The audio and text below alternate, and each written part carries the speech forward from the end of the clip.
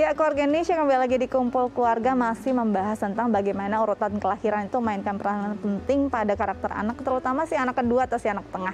Tadi kita ngobrol tentang ternyata treatmentnya harus beda juga. Kita harus kenal juga karakternya masing-masing karena nanti pendekatannya berbeda ya. Nah, kita coba ngobrol dengan salah satu teman kita, ada Ibu Egi yang punya 2 orang putri. Kita sapa dulu ya Ibu Egi, halo. Halo. Apa kabar Ibu? Luar biasa baik. Luar biasa. Oke, Ibu, hari ini kita bicara tentang karakter anak sesuai dengan urutan kelahirannya. Boleh tahu Ibu sendiri punya putra atau putri berapa orang dengan usia berapa Ibu masing-masing? Kebetulan saya punya 2 orang putri. Yang satu itu umur 3,5 tahun, yang satu lagi umur 2 tahun 4 bulan. Jadi jarak mereka itu dekat banget, cuma 1 tahun 2 bulan gitu. Wow, cukup dekat ya memang ya. Dari usia ini Mbak Tita, sebenarnya masih Mbak Tita ya, Balita dan Mbak Tita. Sudah terlihat belum sih Bu perbedaan yang cukup signifikan di antara kedua karakter, terutama kedua anak ini jaraknya cukup dekat? Signifikan banget karena kebetulan anakku yang pertama ini justru kayak yang tadi dijelaskan, katanya anak kedua lebih mandiri, tapi di aku enggak gitu. Karena yang anak pertama justru lebih mandiri, lebih kalem, dan anak kedua ini lebih kayak keras orangnya, terus keras kepala, pokoknya apa yang dia mau harus ada gitu. Dan mandirinya kurang, jadi dia terlihat seperti kayak manja gitu. Oh, oke. Ini mungkin kita coba tanya, apakah ini juga dipengaruhi karena usianya baru 2,5 tahun begitu Mbak ya? Bisa jadi seperti itu karena kan nanti karakter masing-masing anak itu kan berkembang, akan berkembang tergantung dengan stimulasi yang diberikan oleh lingkungan gitu kan. Dia akan berkembang seperti apa bergantung pada stimulasinya. Tapi jangan dilupakan juga memang ada karakter bawaan. Jadi dari masing-masing anak, dari masing-masing individu kita ya, itu memang ada yang kita sebut sebagai karakter bawaan. Yang memang dibawa dari sejak lahir, karakternya sudah terbentuk gitu kan. Tapi kemudian itu masih bukan berarti itu yang akan menjadi dominan selamanya seperti itu. Tapi itu masih bisa dibentuk dengan bagaimana lingkungan stimulasinya untuk membentuk sesuai dengan harapan dari kedua orang tuanya dalam menetapkan nilainya, pembentukan perilakunya maunya seperti apa gitu. Oke, jadi memang masih panjang gitu ya ceritanya. Nah, Ibu Egi, boleh dijelaskan tidak karakter keras tadi kita bilang anak kedua lebih keras sepertinya dibanding anak pertama. Seperti apa sih bentuknya mungkin keras hatinya anak kedua ini? Jadi biasanya anak kedua ini kan suka main. Nah, si kakak ini anaknya suka iseng. Jadi dia tuh kadang yang kalau adiknya lagi main, dia suka ngegangguin adiknya, dan adiknya sendiri tuh langsung kayak tiba-tiba pukul, tiba-tiba kayak teriak gitu, kayak yang, dan kakaknya sendiri jadi dua-duanya nangis gitu. Jadi pusing sendiri gitu ngelihatnya, yang satunya iseng, yang satunya lagi cengeng gitu. Oke, jadi ini memang biasa juga nih terjadi ya Mbak Yu ya, antara anak pertama dan kedua, apalagi urutannya dekat gitu, jaraknya jadi sering. Karena masa mainnya masih sama, egonya pun masih sama, begitu nggak sih Mbak Yu? Betul. Jadi kalau ini kan usianya tuh 3 tahun sama 2,5 tahun gitu ya.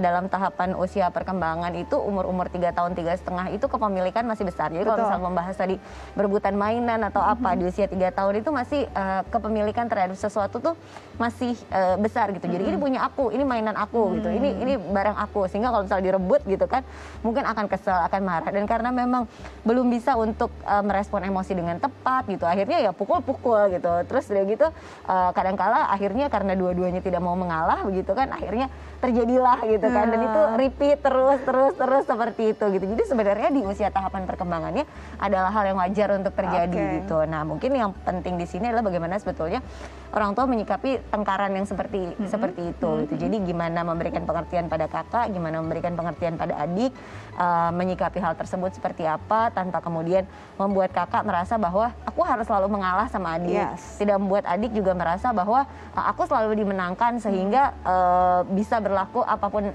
yang aku mau begitu kan. Nah, itu yang penting untuk diperhatikan oleh orang tua gitu. Oke, jadi ini memang penting diperhatikan orang tua, bagaimana sih menyikapi anak dalam kondisi tersebut, apalagi mereka dalam kondisi bertengkar gitu ya. Kalau sudah mulai besar sih mungkin problem solving bisa dilakukan sendiri. Kalau masih balita memang harus dibantu. Nah, Ibu Egy sendiri saat kondisi kedua putrinya sedang berselisih nih, berebut mainan karena kakaknya tadi iseng, adiknya maunya jadi milik saya gitu ya. Biasanya Ibu Egy apa yang dilakukan untuk bisa melerai atau tidak meredam mereka? Yang pastinya sih ya saya kasih tahu baik-baik sih sebenarnya ke anak pertama, karena anak pertama ini pada dasarnya sifatnya lebih nurut, tapi nurutnya ini nggak bisa yang langsung keras, kakak nggak boleh ini mainan adiknya gitu. Dan dia biasanya kita treatmentnya gini, kakak ini punya adik ya, kamu nggak boleh macem-macem, mainan kamu ini, mainan adik ini, karena setiap kita mau beli apa-apa juga harus dua, jadi biar nggak ada kecemburuan sama ya itu tadi. Sebenarnya kita beliin dua pun mereka tetap berantem. Aku juga nggak tahu, kayak yang tadi Mbak Ayu bilang, kayak apa namanya, antara rebutan itu memang terjadi di usia 3,5 tahun kan. Cuma ya itu tadi, kakaknya ini sendiri walaupun punya mainan yang sama dan ada dua, tetap punya adiknya pasti diambil, dan itu bilang ini mainan aku. Cuma kakaknya ini yang lucu, kalau aku kasih tahu baik-baik kayak gitu, dia tuh langsung kayak oh iya mama, kakak nggak gitu lagi deh, langsung gitu. Tapi kalau bapaknya misalkan bilang marah langsung gini, kakak nggak boleh kayak begitu, bla bla bla segala macam, pasti dia langsung enggak, ini punya kakak, langsung kayak gitu. Jadi di situ aku mungkin ada perbedaan cara kita bicara antara bapak sama mamahnya atau sama mbaknya gitu kan. Jadinya itulah yang kadang-kadang aku enggak loh Pak, ini tuh anaknya sebenarnya bisanya dibaikin. Cuma bapaknya ini kadang suka keras atau gimana, mungkin namanya bawaan laki-laki kali ya. Ini menarik, tadi Mbak Ayu sempat bilang juga bahwa ternyata ada anak yang memang nggak bisa begitu, dia harus pelan-pelan, ada yang memang bisa dengan disiplin dan ketat. Jadi memang pendekatannya itu begitu penting ya Mbak Ayu, dan harus benar-benar memahami karakter si anak. Benar, pendekatannya itu menyesuaikan dengan karakter anak seperti apa gitu kan. Nah, yang mungkin perlu diperhatikan di dinamika anak pertama dan anak kedua ini adalah sebetulnya membuat si anak pertama atau kakak merasa tetap konten atau full atau penuh secara kasih sayang dari ibu dan kedua orang tuanya, dari ibu dan ayahnya begitu ya. Nah, hal-hal tersebut kadang-kala memang belum siap untuk dihadapi oleh anak gitu. Walaupun kita merasa bahwa persiapannya sudah matang sekali nih, kita udah melibatkan dia dari proses yang awal sekali, dari proses dini kehamilan anak kedua sudah disiapkan, tapi kadang-kala kok belum siap juga. Nah, itu sebetulnya harus diperhatikan adalah untuk memastikan si kakak merasa tetap disayang oleh ibu dan ayahnya, sehingga dia merasa cukup dan nggak perlu untuk mencari permasalahan ke arah yang lain gitu kan untuk mendapatkan perhatian tersebut. Salah satu yang bisa dilakukan adalah dengan punya quality time bersama dengan si kakak. Jadi kadang-kala kita suka sibuk, lupa gitu kan bahwa si anak pertama ini juga perlu untuk diperhatikan gitu. Nah, quality time, special time, melakukan berdua aja tanpa kehadiran adik. Misalnya kakak berdua dengan ibu, kapan waktu kakak berdua dengan ayah gitu, untuk memastikan dan memvalidasi emosi si kakak bahwa kakak, mama dan papa sayang loh sama kakak gitu, sehingga kakak juga tahu dan paham bahwa dia disayang, dia merasa cukup, sehingga dia tidak perlu untuk mencari perhatian dari yang lain, karena dia sudah merasa oke, I feel content, saya merasa penuh, cukup, disayang, diterima, dihargai, diapresiasi oleh ibu dan ayah saya gitu. Nah, itu sebenarnya kalau ke anak pertama mempersiapkan anak kedua, kuncinya di sana gitu. Kuncinya ada di situ, sebenarnya si kakak harus tetap merasa penuh begitu ya. Oke, Bu Egy, di sini ada Mbak Istomo sih, kalau kita mungkin ada pertanyaan yang ingin diutarakan terkait tema kita hari ini. Silakan Bu Egy.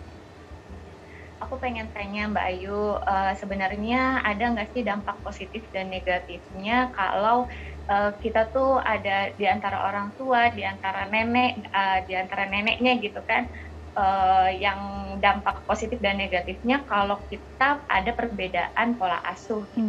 Oke, ini kasusnya dengan nenek berarti ya, dengan orang tua? entah aku dengan papanya, entah aku dengan neneknya, entah siapapun, karena kan nenek sendiri kan juga mungkin berbeda pola asuh sama orang tua zaman sekarang gitu kan.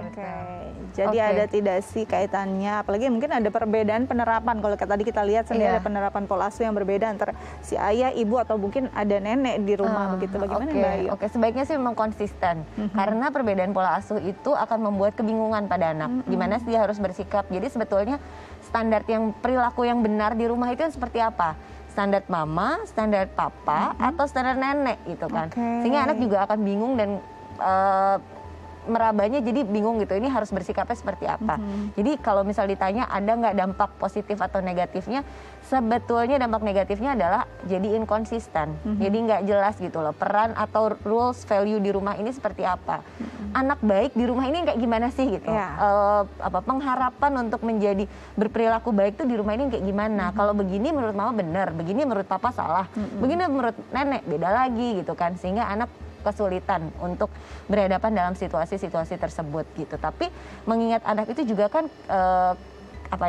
ada beberapa anak yang kemudian memiliki kemampuan untuk membaca situasi dan adaptasi yang cukup baik juga, sehingga dia bisa tuh mengadaptasikan, oh kalau ini dengan mama mintanya yang gini-gini, dengan oma kalau minta yang segini banyak itu pasti boleh, kalau dengan papa wah jangan minta apa-apa. Nah anak bisa tuh membaca situasi-situasi tersebut dan kemudian bukan dimanfaatkan ya, tapi menggunakan itu sebagai sarana untuk kemudian mendapatkan apa yang dia anak inginkan.